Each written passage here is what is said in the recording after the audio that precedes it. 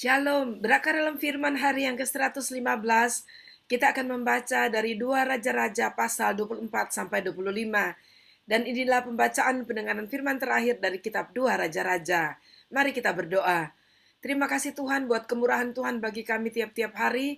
Kami bersyukur dan mohon berkat Tuhan atas pembacaan pendengaran firman Tuhan kami pada hari ini. Dalam nama Tuhan Yesus, amin. Pasal 24. Dalam zamannya majulah berperang Nebukadnezar Raja Babel, lalu Yoyakim menjadi takluk kepadanya 3 tahun lamanya. Tetapi kemudian Yoyakim berbalik dan memberontak terhadap dia. Tuhan menyuruh gerombolan-gerombolan Kasdim, gerombolan-gerombolan Aram, gerombolan-gerombolan Moab, dan gerombolan-gerombolan Bani Amon melawan Yoyakim. Ia menyuruh mereka melawan Yehuda untuk membinasakannya, sesuai dengan firman Tuhan yang diucapkannya dengan perantaraan para hambanya, yaitu para nabi. Sungguh hal itu terjadi kepada Yehuda sesuai dengan titah Tuhan untuk menjauhkan mereka dari hadapannya oleh karena dosa-dosa Manasye setimpal dengan segala yang dilakukannya. Dan juga oleh karena darah orang yang tidak bersalah yang telah ditumpahkannya, sebab ia telah membuat Yerusalem penuh dengan darah orang yang tidak bersalah, dan Tuhan tidak mau mengampuninya. Selebihnya dari riwayat Yoyakim dan segala yang dilakukannya, bukankah semuanya itu tertulis dalam kitab sejarah Raja-Raja Yehuda? Kemudian Yoyakim mendapat perhentian bersama-sama dengan nenek moyangnya, maka Yoyakin anaknya menjadi raja menggantikan dia. Raja Mesir tidak lagi keluar berperang dari negerinya, sebab Raja Babel telah merebut segala yang termasuk wilayah Raja Mesir, mulai dari sungai Mesir sampai ke sungai Efrat. Yoyakin berumur 18 tahun pada waktu ia menjadi raja, dan 3 bulan lamanya ia memerintah di Yerusalem. Nama ibunya ialah Nehusta binti Elnatan dari Yerusalem. Ia melakukan apa yang jahat di mata Tuhan, tepat seperti yang dilakukan ayahnya. Pada waktu itu majulah orang-orang Nebukadnezar Raja Babel menyerang Yerusalem dan kota itu dikepung. Juga Nebukadnezar Raja Babel datang menyerang kota itu, sedang orang-orangnya mengepungnya. Lalu keluarlah Yoyakin Raja Yehuda mendapatkan Raja Babel. Ia sendiri, ibunya, pegawai-pegawainya, para pembesarnya, dan pegawai-pegawai istananya. Raja Babel menangkap dia pada tahun yang ke-8 dari pemerintahannya. Ia mengeluarkan dari sana segala barang perbendaharaan rumah Tuhan dan barang-barang perbendaharaan istana raja. Juga dikeratnya emas dari segala perkakas emas yang dibuat oleh Salomo Raja Israel di bait Tuhan seperti yang telah difirmankan Tuhan. Ia mengangkut seluruh penduduk Yerusalem ke dalam pembuangan. Semua panglima dan semua pahlawan yang gagah perkasa, 10.000 orang tawanan, juga semua tukang dan pandai besi. Tidak ada yang ditinggalkan kecuali orang-orang lemah dari rakyat negeri. Ia mengangkut Yoyakin ke dalam pembuangan ke Babel, juga ibunda raja, istri-istri raja, pegawai-pegawai istananya dan orang-orang yang berkuasa di negeri itu, dibawanya sebagai orang buangan dari Yerusalem ke Babel.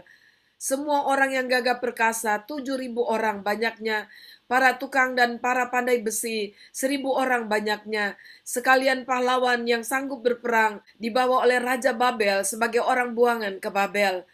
Kemudian Raja Babel mengangkat matanya, paman Yoyakin menjadi raja menggantikan dia dan menukar namanya menjadi Sedekia. Sedekia berumur 21 tahun pada waktu ia menjadi raja, dan 11 tahun lamanya ia memerintah di Yerusalem. Nama ibunya ialah Hamutai binti Yeremia dari Libna. Ia melakukan apa yang jahat di mata Tuhan tepat seperti yang dilakukan Yoyakim.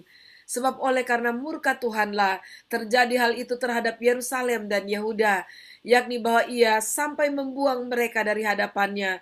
Sedekia memberontak terhadap Raja Babel. Pasal 25.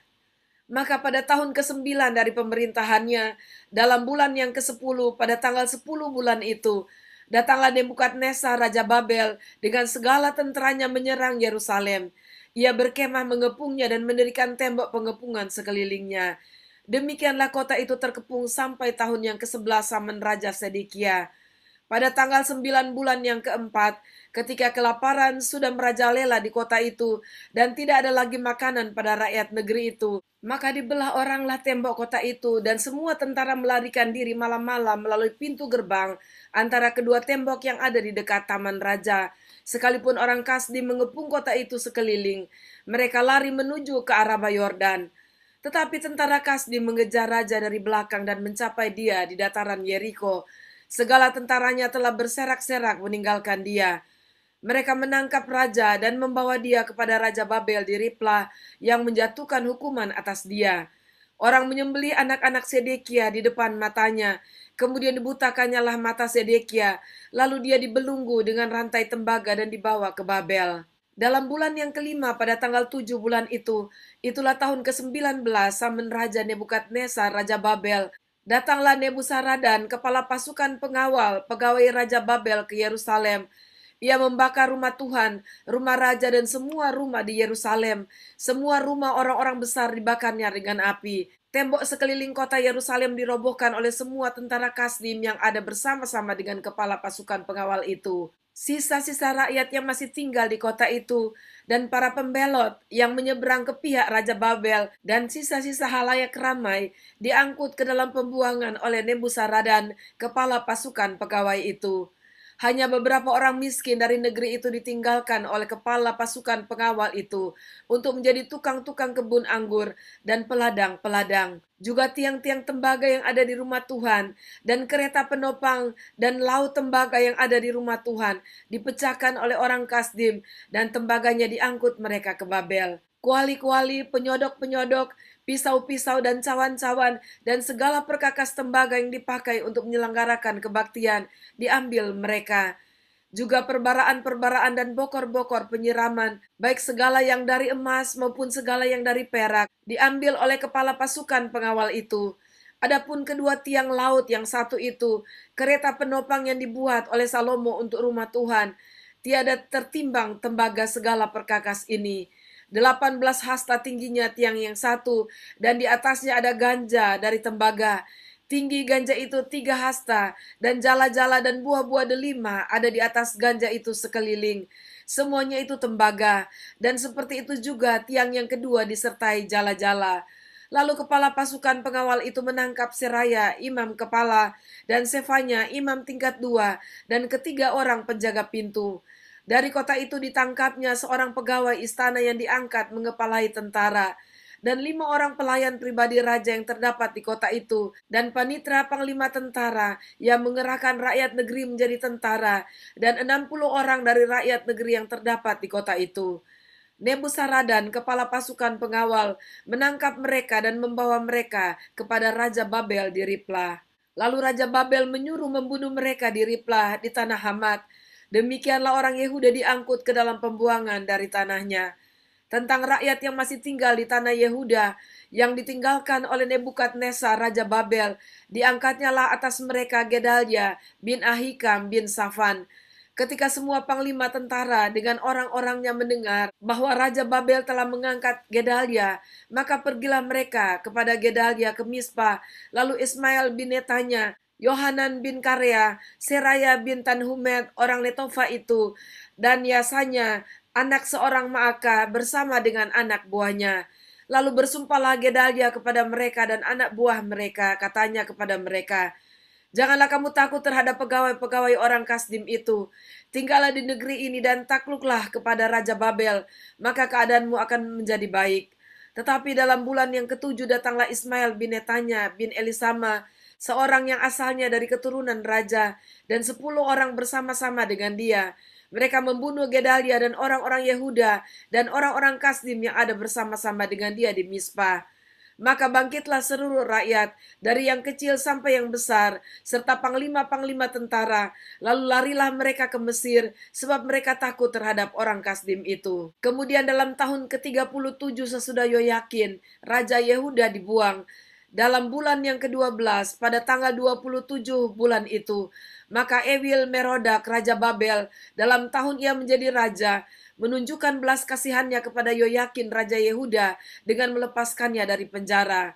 Ewil Merodak berbicara baik-baik dengan dia, dan memberi kedudukan kepadanya lebih tinggi daripada kedudukan raja-raja yang bersama-sama dengan dia di Babel. Ia boleh mengganti pakaian penjaranya, dan boleh selalu makan roti di hadapan raja selama hidupnya. Dan tentang belanjanya, raja selalu memberikannya kepadanya sekadar yang perlu tiap-tiap hari selama hidupnya. Demikianlah pembacaan dan pendengaran firman kita pada saat ini.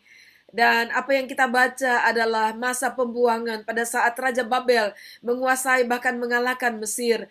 Mereka kemudian mengepung dan menyerang Yerusalem, membawa Yoyakin Raja Israel sebagai orang buangan. Tetapi pada akhir dari pembacaan ini, kita lihat bahwa akhirnya raja berikutnya dari Raja Babel bermurah hati kepadanya dan memberikan kebebasan dan bahkan dia boleh makan di meja raja.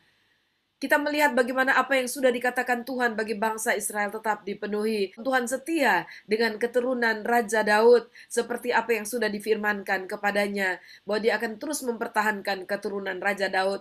Dan kita melihat bahwa apa yang sudah difirmankan Tuhan tetap terjadi. Sebab itu mari tetap percaya kepada Tuhan terhadap apa yang sudah dikatakan Tuhan. Itu adalah ya dan amin. Mari kita berdoa. Terima kasih Tuhan, kami bersyukur kepada Engkau melihat kebesaran tangan Tuhan. Walaupun pada akhirnya termasuk kerajaan Yehuda masuk ke dalam pembuangan ke Babel. Tetapi kami tahu bahwa kasih karunia Tuhan tetap berjalan.